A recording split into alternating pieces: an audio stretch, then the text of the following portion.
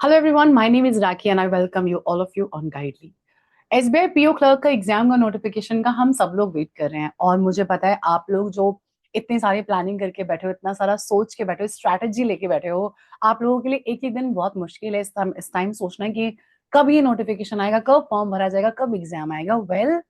इन सारी बातों को अगर थोड़ा सा साइड में रखें और अगर इस चीज पे हम लोग फोकस करें कि ये तो पता है कि एग्जाम हमारा जैन में होगा, हमें पता है एग्जाम हमारा जैन में होगा और जो मेंस होगा हमारा प्रीलिम्स के बाद में उसके लिए भी हमें बताया गया था कि वो हमारा फेब में होगा। जब हमें ये पता है कि ये दोनों चीजें तय हैं, जैसा कि पता है स्टार्टिंग से ही कैलेंडर से, और ये भी कहा था कि दिसंबर में जो नोटिफिकेशन है वो रिलीज हो जाएगा और दिसंबर अभी हमारे पास में बचा है ना। तो क्यों ना हम लोग एक काम करें कि ये टेंशन खत्म करें, बल्कि फोकस करें इस बात पे कि कितना कम टाइम है एग्जाम में।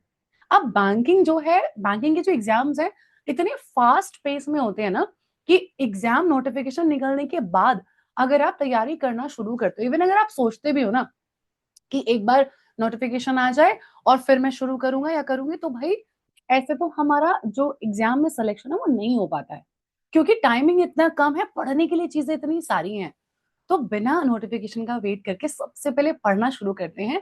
नोटिफिकेशन तो रिलीज हो ही जाएगा, इसमें तो कोई डाउट है ही नहीं, लेकिन आपकी प्रिपरेशन कंप्लीट होनी चाहिए, ये बहुत जरूरी है। इस सेशन में आज मैं आपसे बात करूंगी कि इंग्लिश में कैसे सबसे बढ़िया स्कोर करना है। देखो, आपको पता है आपके एग्जाम में हर एक सब्जेक्ट इंपॉर्टेंट है। कोई प्री में है, कोई मेंस में है, मेंस में जो जो प्री में है वो मेंस में तो है, कुछ बढ़ भी जाता है। बट जो हमारे वो सब्जेक्ट्स हैं जो प्रीलिम्स और मेंस दोनों में है, उनके लिए तो हमें बिल्कुल भी मतलब जरा सी भी लेजीनेस नहीं दिखानी है। इवन जो मेंस में है वो भी अभी से तैयार करके रखने हैं, है ना। तो एनी हाउ अगर देखा जाए, पूरी बात को अगर कैलकुलेट किया जाए, तो अभी से एकदम वीर की तरीके से एकदम मतलब सख्त हो जाओ, स्ट्रिक्ट हो जाओ अपने प्रिपरेशन को लेके, because you should not wait to start your journey. So don't wait, let's start the journey today, now, at the moment only. और अपने आप से ये प्रॉमिस करो कि आपको इस साल 2025 जो आ रहा है ना, ये आपका ईयर होना चाहिए। और ये ईयर आपका तब बनेगा जब आप इसमें कोई भी मेहनत नहीं छोड़ोगे। ठीक है, तो प्रॉमिस है ये, कमेंट सेक्शन में प्रॉमिस लिख देना। जो लोग अपने आप को एक बेहतर लाइफ देना चाहते हैं, अपने मम्मी पापा के लिए कुछ करना चाहते हैं, अपने परिवार में अपना नाम रोशन करना चाहते हैं, वो अपने आप से प्रॉमिस करो कि आने वाला जो ईयर है वो आपका है। चलो, सबसे पहले बात करेंगे हम लोग कि क्या क्या चीजें होनी चाहिए, कैसे हम एसबीआई क्लैरिकल और पीओ के लिए क्या प्लान बनाएं। तो इस सेशन में उस प्लान को आप ध्यान से सुनिएगा, ठीक है। हम सब जानते हैं कि इन तीनों ही एग्जाम्स की अगर हम बात करें तो हमारा भाई सेक्शनल टाइमिंग होती है, और तीनों में हमें लाइक सिक्योर करना है, हमें ओवरऑल कट ऑफ में भी अपना लाइक उतने मार्क्स लेकर आने हैं, और फिर हमें जुट जाना है अपने मेंस के लिए। अगर हम पहले प्रीलिम्स करके बाद में मेंस की तैयारी को स्टार्ट करें, तो आपको क्या लगता है ये सही रहता है? आई होप आप सब जानते हैं नहीं, क्योंकि बीच का जो टाइम है वो इतना कम है और सिलेबस इतना सारा हो जाता है रिवाइज करने के लिए। तो इसलिए बेहतर है कि हम अभी से वैसे ही पढ़ें जैसा हमें ओवरऑल मेंस के लिए भी चाहिए होगा, ठीक है। जैसे हमारा जो लाइक जीए वाला सब्जेक्ट है वो हमारा प्रीलिम्स में नहीं आता, बट क्या हम उसे बाद के टाइम में पढ़े क्योंकि हम बाद में कर लेंगे? तो वैसा नहीं है, बाद में आप कितना कर पाओगे, इतना सारा करंट अफेयर्स, इतना सारा लाइक स्टैटिक, इतनी सारी जनरल अवेयरनेस, सब कुछ है, बैंकिंग इन्फॉर्मेशन आपके पास होनी चाहिए। तो ये सब कब होगा? जब आप सब कुछ इसको फिनिश कर दोगे, है ना।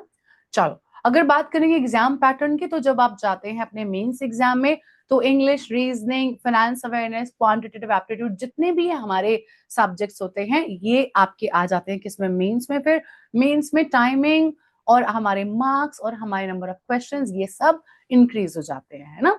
इसके बाद अगर हम लोग बात करेंगे, तो जब हम एसबीआई पीओ में जाते हैं, तो पीओ में हमारी इंग्लिश, क्वांट्स, रीजनिंग, ये आई थिंक आप सब लोग जानते हैं ना, ये सब लोग जानते हैं। गाइडली पर सभी के सभी टीचर्स आपको इन चीजों के बारे में बहुत अच्छे से बता चुके हैं, इसलिए मैं इन चीजों पे बहुत ज्यादा टाइम नहीं ले रही हूँ, बिकॉज ये सब आपको अच्छे से जानकारी है। आज की क्लास का जो मोटिव है वो है कि हमारे एग्जाम में हमें इंग्लिश को करना कैसे है ना, तो उसी मोटिव को ध्यान में रखते हुए सेशन को मैं थोड़ा सा आगे बढ़ा रही हूँ। चलो, सबसे पहले बात करेंगे अपने ओवरव्यू के बारे में। जो हमारा प्रीलिम्स होता है ना, इसका इंग्लिश में जो मेजर फोकस होता है वो होता है हमारा आरसी। आरसी हमारा वो टॉपिक है जिसे हम लोग बिल्कुल भी मिस नहीं कर सकते हैं। हम लोग इवन क्लोज टेस्ट को भी मिस नहीं कर सकते, हम किसी भी चीज को मिस नहीं कर सकते है ना। तो जो सबसे इंपॉर्टेंट चीज है वो हमारे लिए क्या है, वो है कि अपनी एक ऐसी स्ट्रेटेजी बनाए कि तीनों की तीनों चीजों पे इक्वली फोकस हो जाए। वो हमारा आरसी हो, चाहे वो हमारी ग्रामर हो, या चाहे वो हमारी वोकैब हो, इन तीनों चीजों पर इक्वल फोकस होना हमारे लिए जरूरी होता है। ठीक है। जो आरसी वाला सेक्शन है, इसमें जो अनसीन पैसेज है ये हमारे रीडिंग बेस्ड होते हैं, है ना। ग्रामर की अगर बात करें तो हमारा एरर्स हो गए, हमारे सेंटेंस इंप्रूवमेंट जैसे क्वेश्चंस हो गए, या इवन अगर आप जब फिलर्स को भी जब फिल करते हो तो भी उसके लिए आपको ग्रामर और वोकैब दोनों आने चाहिए। वोकैब में हमसे पैसेज के अंदर वोकैब पूछ ली जाती है, हमसे एंटोनिम्स, सिनोनिम्स हमसे अगर अलग से भी पूछ सकते हैं। देखो हर साल चीजें यही हैं, इन्हीं से ही थोड़ा बहुत ऊपर नीचे हो जाता है।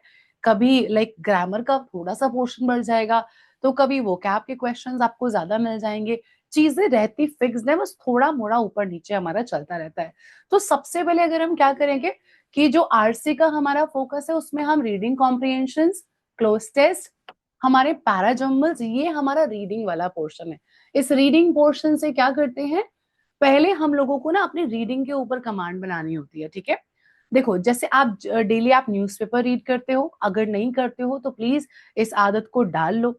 बिना न्यूज़पेपर रीड करे हमें ना एग्जाम के कंटेंट से हम सिमिलर नहीं होते, हम फेमिलियर नहीं हो पाते हैं ना। अब आप ये सोचेंगे कि मैम ये जो हमारा पेपर सेट होता है वो कैसे सेट होता है। बैंकिंग सबसे ज्यादा स्पेशल एग्जाम है। इतने सारे एग्जाम्स में से बैंकिंग सबसे ज्यादा स्पेशल एग्जाम है। क्यों? बिकॉज ये रीसेंट इश्यूज को बहुत कवर करता है। अब रीसेंट इश्यूज में अगर कुछ भी ऐसी चीज है जो अभी हाल फिलहाल में हो रही है, तो वो बैंकिंग एग्जाम्स में सबसे ज्यादा आपको देखने को मिलती है। जो हमारा एडिटोरियल सेक्शन होता है, इसके जो हमारे कॉम्प्रिहेंशंस हैं, ये सब आपके लिए सबसे ज्यादा इंपॉर्टेंट होते हैं। मतलब अगर आप एडिटोरियल्स में से आर्टिकल्स को रीड करोगे ना, एग्जैक्ट वही चीजें आपको आपके एग्जाम में देखने को मिल जाएंगी।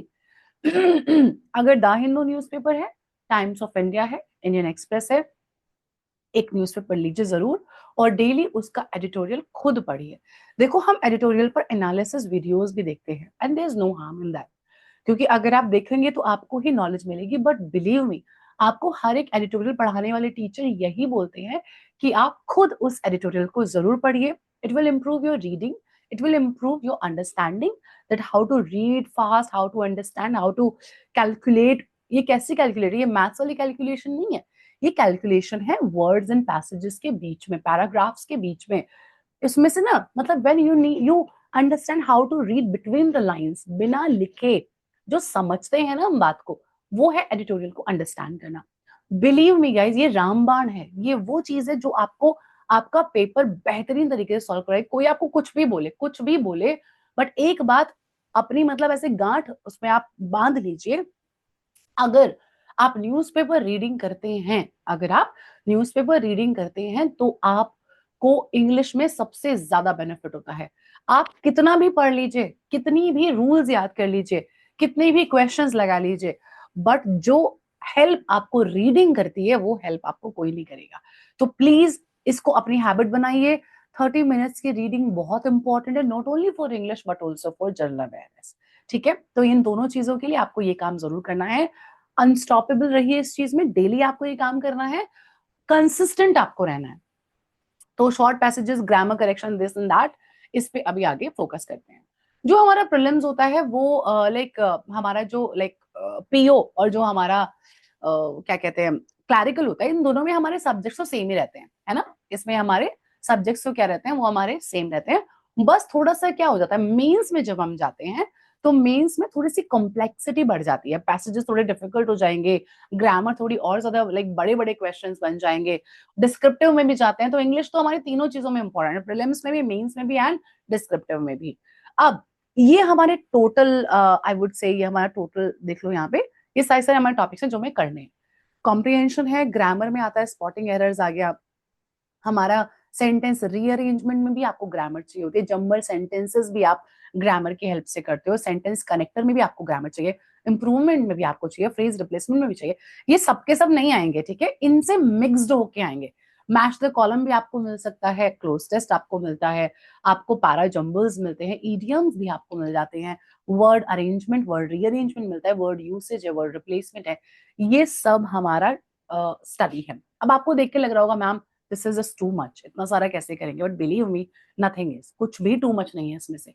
3 सेक्शंस है, रीडिंग कॉम्प्रिहेंशन, न्यूज़पेपर जिंदाबाद, grammar, classes and rules will help you, and the third thing is अपनी वोकैब, जिसके लिए भी आपको न्यूज़पेपर हेल्प जरूर करेगा, बट यस मैं एक्सप्लेन कर रही हूँ तो मेरा काम आपको पढ़ाने का भी है। I teach you.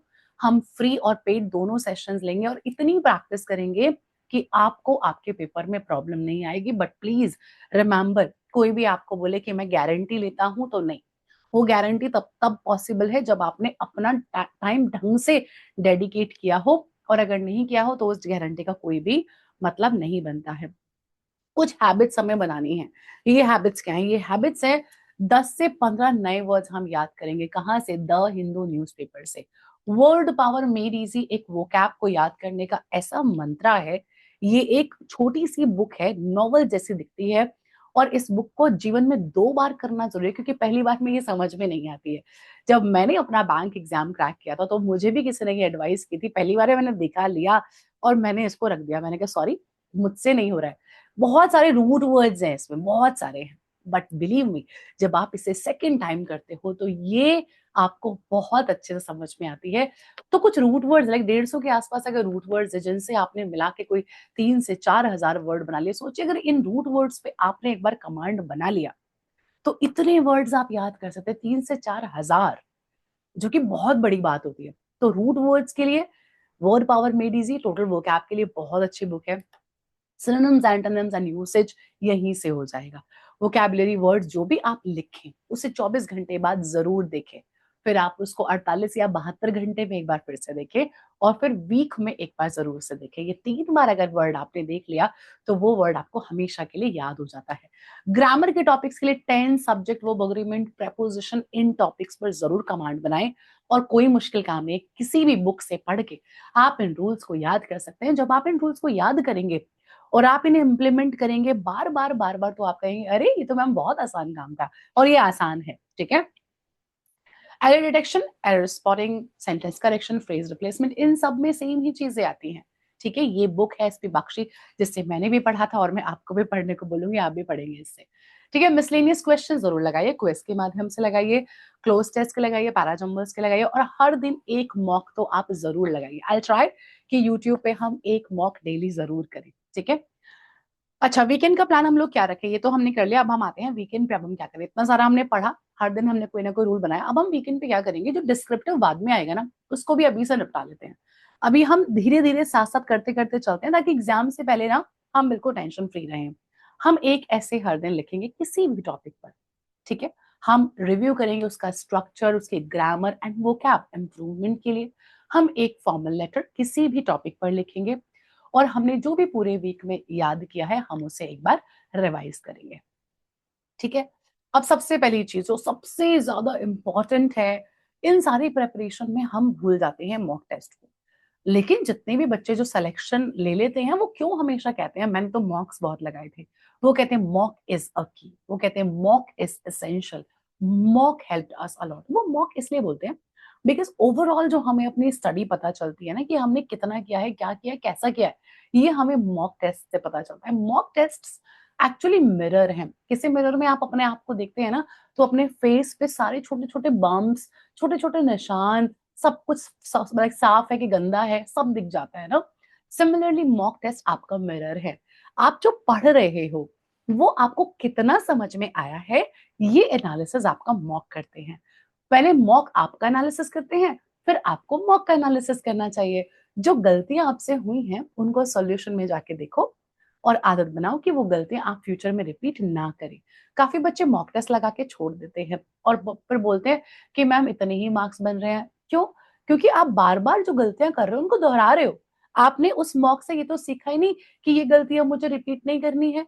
इसलिए उनको एनालिसिस जरूर करिए। अगर आप उनको एनालाइज नहीं करोगे तो उन्हें करने का फायदा नहीं है। डेली एक मॉक को लगाने का ट्राई करो। आई नो डिफिकल्ट है, स्टार्टिंग में 2 से 3 लगाओ, और धीरे धीरे एक एक मतलब एग्जाम के जब 15 दिन रह जाएं तो फिर डेली एक मॉक तो जरूर लगाइए। मैं तो आपको अभी से बोल रही हूँ, आप अभी से डेली लगाओ एक मॉक।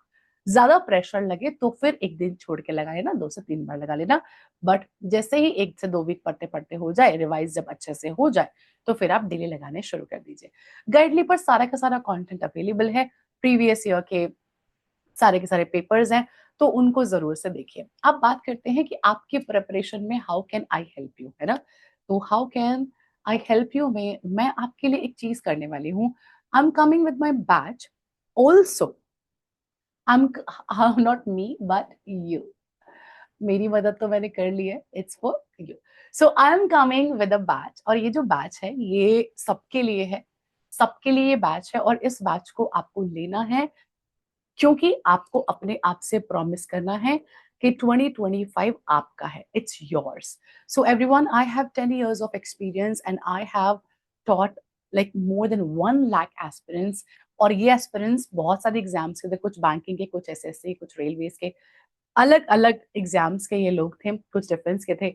इसमें से आज मेरे पास में कई सारे बैंकर्स मुझसे आज भी कनेक्टेड हैं जिनको मैंने ईयर 2014 से पढ़ाया था, और ये जर्नी कंटिन्यू रही, और अभी भी वो लोग मुझसे बात करते हैं, और मुझे हर मेरी बर्थडे पे विश करना नहीं भूलते हैं, न्यू ईयर पे, दिवाली पे, टीचर्स डे पे। And I feel so proud that okay I was थोड़ा बहुत part of their selection, and that keeps me motivated for my work. So I want to be the part of your success journey as well. तो हम लोग क्या करेंगे, ये हमारा complete English का बैच है for PO and clerical prelims and mains, और इस बैच में हम लोग करेंगे इंग्लिश की सटीक और बहुत अच्छी तैयारी। अब देखो, पहली बात तो आपको जो बैच है ना, वो दोनों एग्जाम्स के लिए मिल रहा है, ठीक है।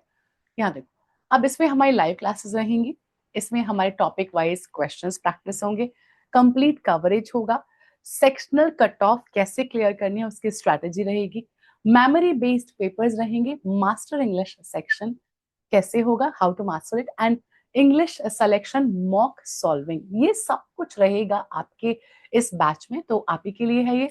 वेल, ये 16 से स्टार्ट होगा, ठीक है, अभी 11 से नहीं हुआ, 16 से होगा। और ये है हमारा इसका डे वाइज प्लानिंग। डे 1 पे क्लोज टेस्ट है, डे 2 पर reading comprehension, day 3 error spotting, day 4 for miss spell, day 5 for phrase replacement.